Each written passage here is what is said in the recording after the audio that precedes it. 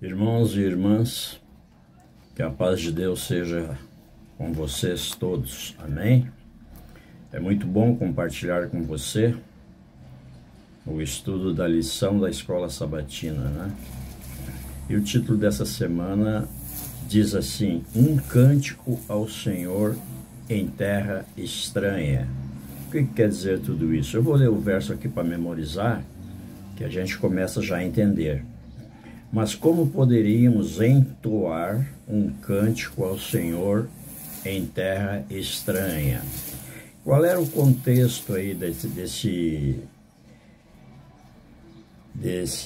verso, né? Esse verso está no seguinte contexto: os babilônicos estavam levando para o cativeiro parte do povo judeu. E esse povo,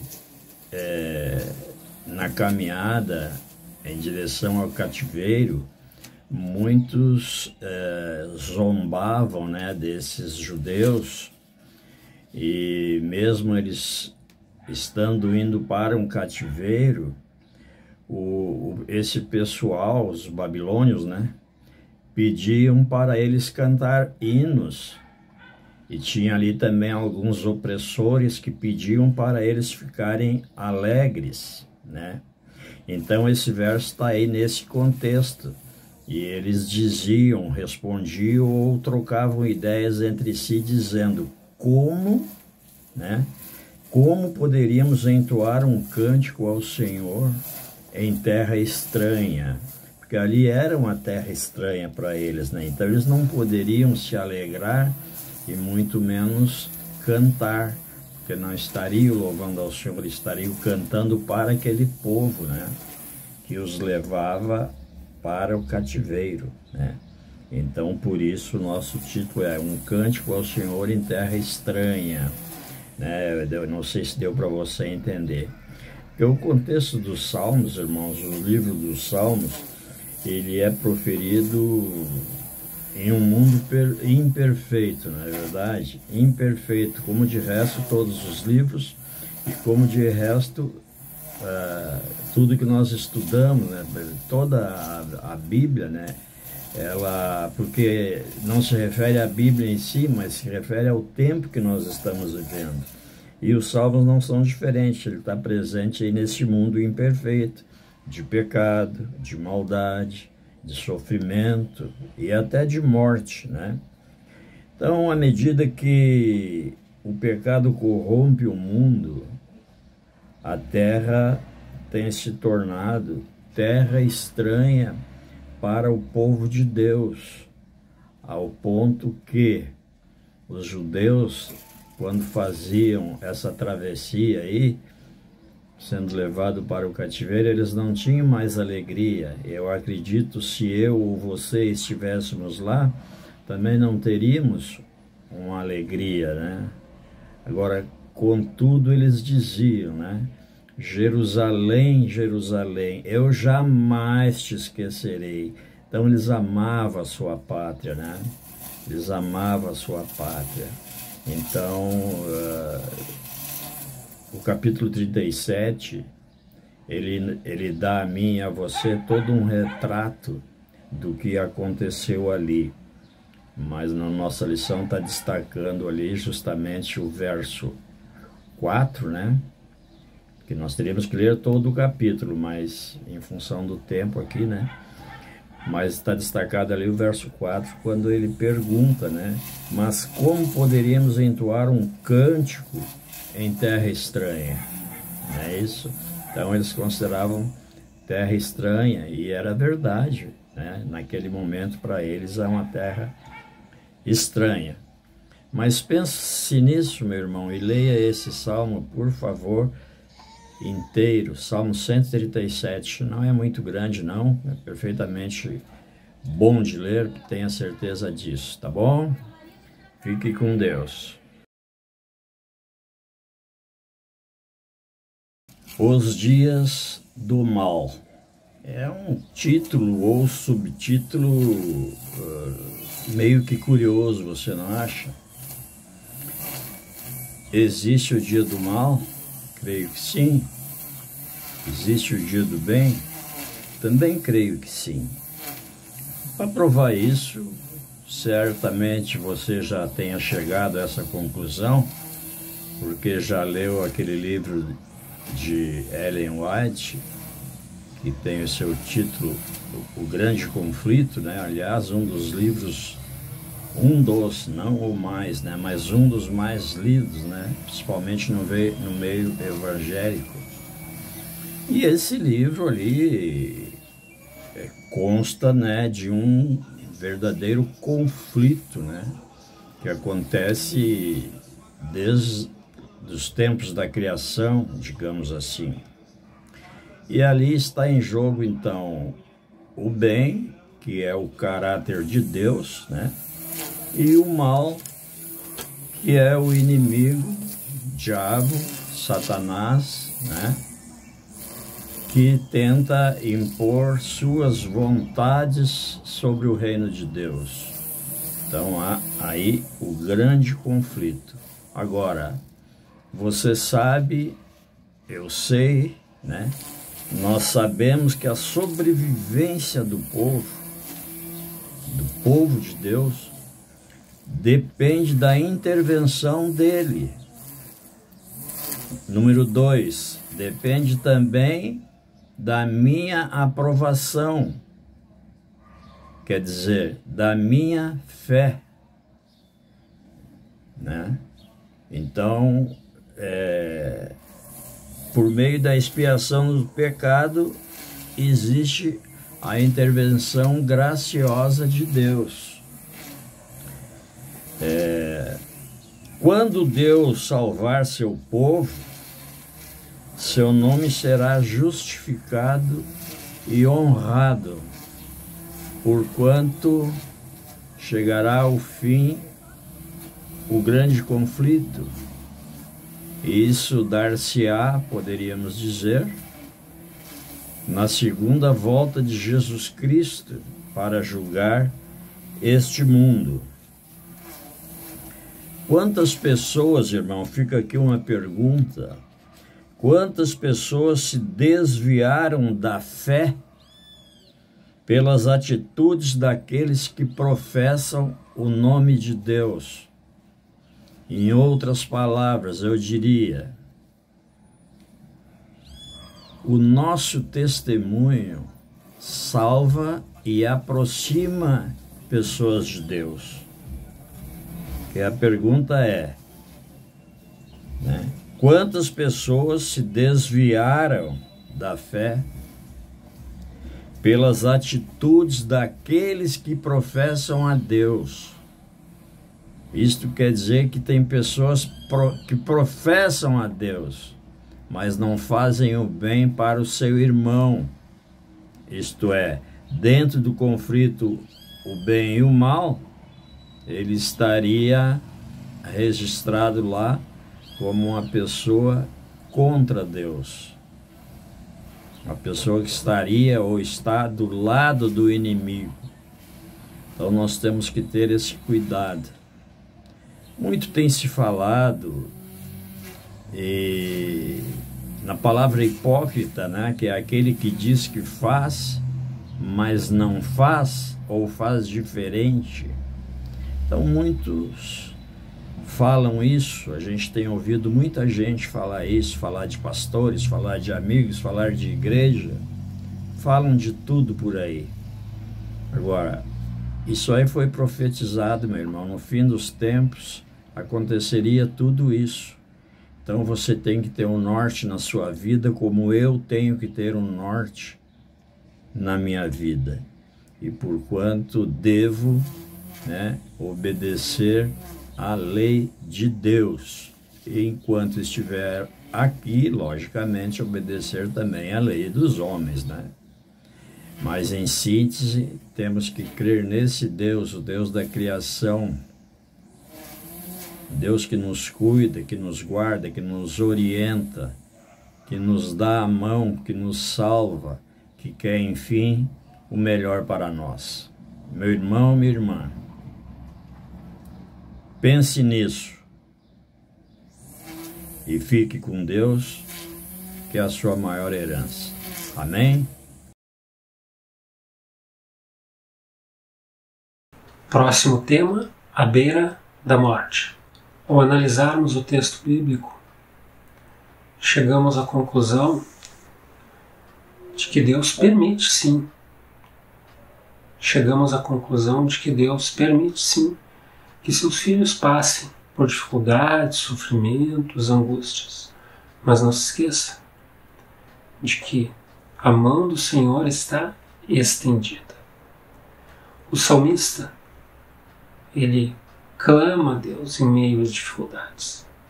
Observe comigo aquilo que está lá em Salmos 41, verso 4, que diz assim: Disse eu, compadece-te de mim, Senhor, sara a minha alma, porque pequei contra ti.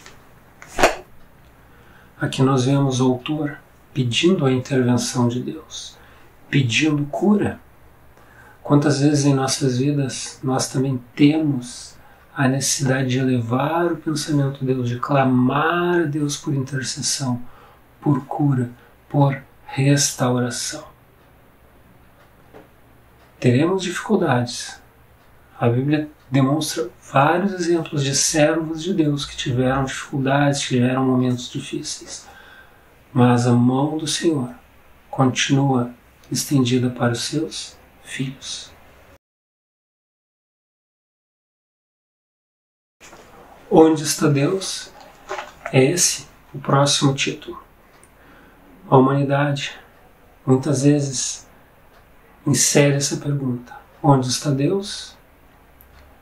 Onde está Deus diante de determinada situação? Onde está Deus que não se manifesta? Deus parece ausente. É justamente isso. Apenas parece ausente. O ser humano, por vezes, em momentos de dificuldade, tem a ideia de que Deus não está o observando. E acompanhe comigo como o salmista se manifesta diante desta situação. Acompanhe comigo o Salmo 102, verso 1. Ouve, Senhor, a minha súplica, e cheguem a ti os meus clamores. Súplica. O desejo aqui do salmista era de que o seu pedido, a sua súplica, chegasse ao trono do Altíssimo, no céu dos céus, no local aonde a nossa imaginação não consegue chegar em termos de distância, mas mesmo que essa distância seja astronomicamente elevada, é um Deus que está próximo de nós, um Deus que recebe sim as nossas súplicas, que recebe sim com muito carinho os nossos clamores. E, apesar de acharmos que Ele não está presente, Ele é onipresente, ou seja, está sempre presente em todos os lugares. Por que Ele não estaria ao seu lado?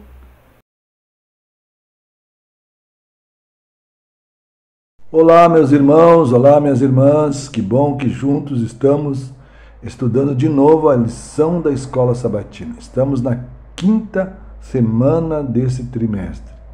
Vamos estudar hoje a parte de quarta-feira que tem como título: Falhou a sua promessa para sempre? Deus falhou para conosco? O salmista no capítulo 77, ele fala algumas coisas que nos chamam, tem que ser bom para refletir. Ele diz no verso 2: No dia da minha angústia procuro o Senhor, ergue as minhas mãos durante a noite e não se cansam, e a minha alma recusa-se em consolar-se. Lembro-me de Deus e passo a gemer, medito e me desfaleço no espírito. Nós precisamos entender, e o Salmo nos leva para pensar sobre isso, de que Deus, que agiu no passado, Ele vai agir no presente também. Ele diz que o Salmo 77 está cheio de pedidos de ajuda, cheio de lamento e lembrança dolorosa do passado. Mas ele entende que Deus que ajudou o seu povo, Deus que tirou o povo do Egito, Deus que tem cuidado de nós durante toda a passagem do ser humano aqui na Terra, Ele sempre estará disposto a nos ajudar nos momentos mais difíceis da nossa vida. O salmista também não consegue dormir, pois o Senhor o mantém acordado. Verso 4 diz assim: não me deixas pregar os olhos, tão perturbado estou que nem posso falar. O salmista não consegue dormir porque está ansioso. E isso lembra outros personagens bíblicos cuja insônia foi usada por Deus para promover seus propósitos. A longa noite sem dormir faz com que o salmista considere os atos passados na libertação divina. Nós precisamos entender uma coisa. Deus, Ele nunca abandona, mesmo nos momentos mais difíceis da nossa vida. E o salmista estava passando, porque veja que ele não consegue nem dormir direito, mas ele faz no verso 8 uma pergunta: cessou perpetuamente a sua promessa? Lógico que não. E ele termina dizendo: teu povo tu conduziste como rebanho pelas mãos de Moisés e de Arão. E ele reconhece que Deus sempre cuidou do seu povo, sempre protegeu o seu povo, sempre conduziu o seu povo e sempre vai conduzir o seu povo. Que nós possamos entender que a promessa de Deus não falha. A promessa de Deus, ela é certa e vem na hora que nós mais precisamos.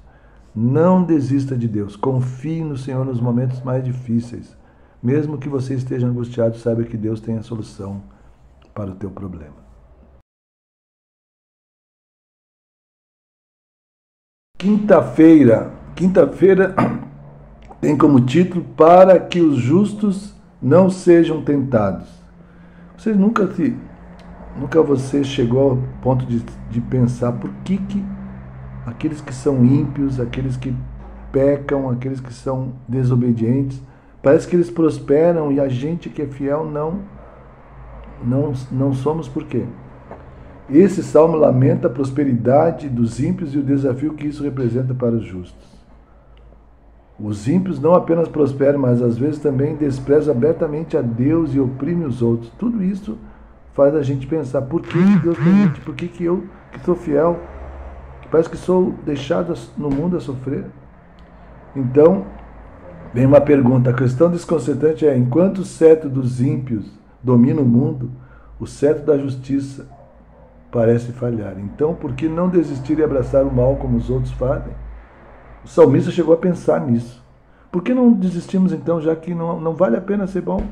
Mas quando ele vai à presença de Deus, no santuário de Deus, no capítulo 73, a gente lê o seguinte no verso 1. Com efeito, Deus é bom para com Israel e para com o de coração limpo. Ele entende que a recompensa dos justos virão quando Jesus voltar em grande glória e majestade.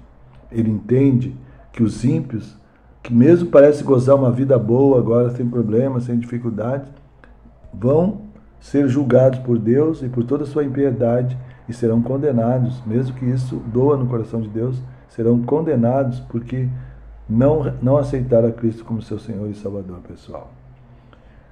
O salmista foi levado ao santuário, conforme o verso 1, o lugar do governo soberano de Deus, e foi lembrado de que hoje é apenas o pedaço do mosaico.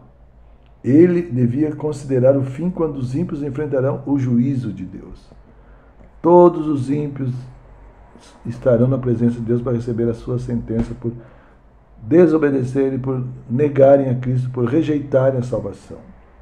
O fato de o salmista ter entendido a verdade no santuário e confessado sua loucura anterior mostra que a realidade só pode ser compreendida mediante percepção espiritual e não pela lógica humana.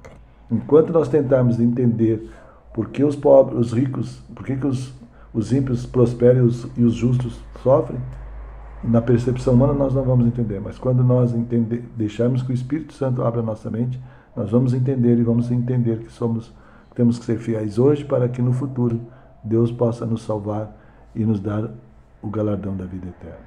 Amém.